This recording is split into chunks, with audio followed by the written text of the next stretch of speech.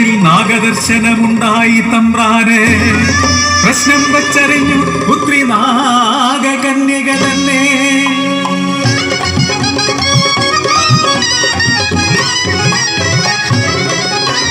പാവാട പ്രായം കഴിഞ്ഞിട്ടും പെണ്ണവൾ പ്രായം തികയാതെ വളർന്നു.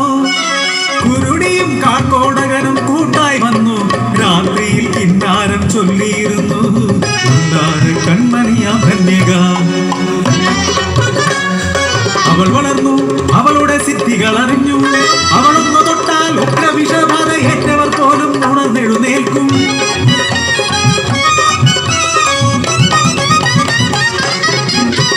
രാജരാജ പെരുമാളും നാടുവാഴി രുദ്രനും നവജീവിതമേകിയ കഥകൾ നാടറിഞ്ഞു.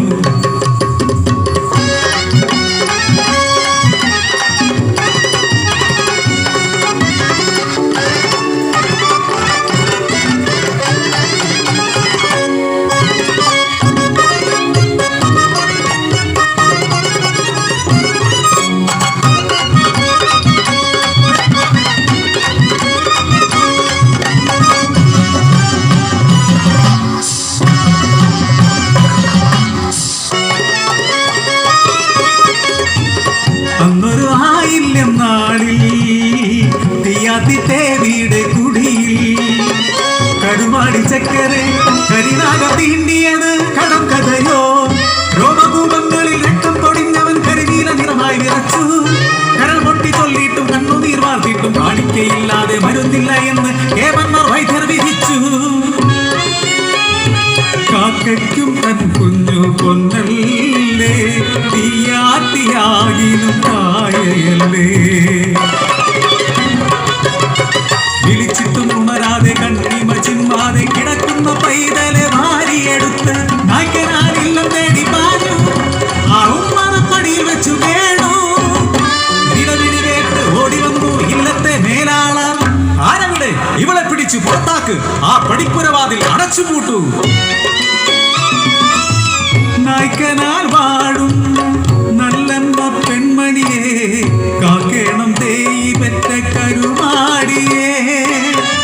മണ്ണിനിടയും നാഗം പെൺമണിയായി ചമഞ്ഞോൾക്ക് തീയനും തമ്പ്രാനും വേർതിരിവുണ്ടോ?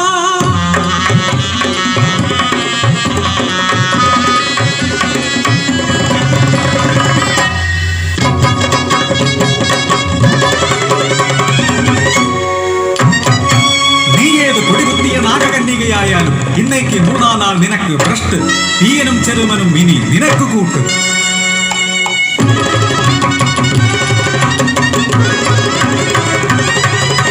ജ്വലിക്കുന്ന വിഴികളെ ജന്മമേകിയോർ ജലപാനമേകാതെ അടച്ചുകൂട്ടി. 3 നാൾ അറ തുറന്നതില്ല, പിണ്ടമൊരുക്കി. ഭ്രഷ്ടിനു നേരമായി അറവാതിൽ മെല്ലെ തുറന്ന നേരം തട്ടോളം വളർന്നൊരു കുട്ട്. കുറ്റിന്റെ അറ്റത്തൊരു പൊത്ത്, പൊത്തിനുള്ളിൽ നിന്നും പൊങ്ങി തിളങ്ങിയ ആകത്തലപ്പത്ത് ഒരു മുത്ത്. അത് സർപ്പസിദ്ധിയേകിയ പൊന്മുത്ത്.